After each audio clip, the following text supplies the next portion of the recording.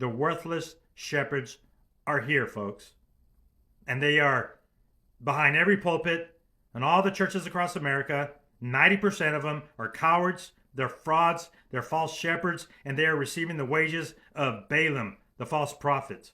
Now we know where they are. And if you attend one of their churches, you're wasting your time. If you're tithing to these guys, paying their salary, and they won't even warn you about the biggest threat that we have to Christianity since Jesus was here, the Antichrist, they won't say anything about it. They won't condemn his idolatry. They won't condemn that he made a video and put it out on his social media that placed him as a god, an idolatrous god.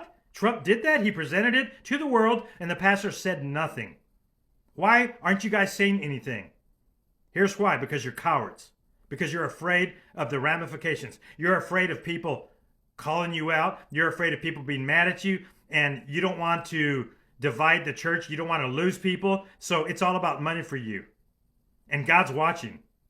God is watching. He's writing all this down. And you're going to be twice dead, just like Peter and Jude tells us. Twice dead.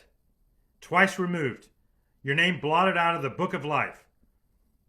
The shepherds out there that are not condemning the behavior of Donald Trump in the last few days with the idolatrous video, and then what they did to a person who comes from a war-torn country who is experiencing genocide.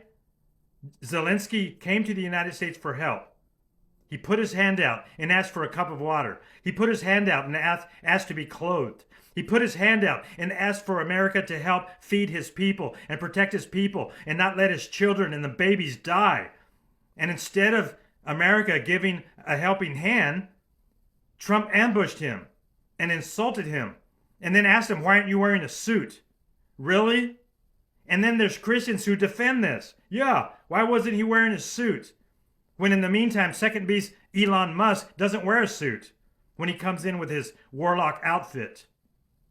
The hypocrisy in the church stinks to high heaven now. The sweet aroma that used to exist when people lifted their hands in praise to God are now an abomination. And the churches today, when they gather together to sing hymns and to sing words of praise every Sunday now in America, are lifting up bitter wormwood and offerings that Jesus is not going to accept. Because it's not about words, folks. It's about our heart and our actions. And America is acting like a giant goat. The sheep and the goats. America is the goat. And the Christians that defend Trump are goats themselves. Congratulations, folks. Trump has made you into a goat.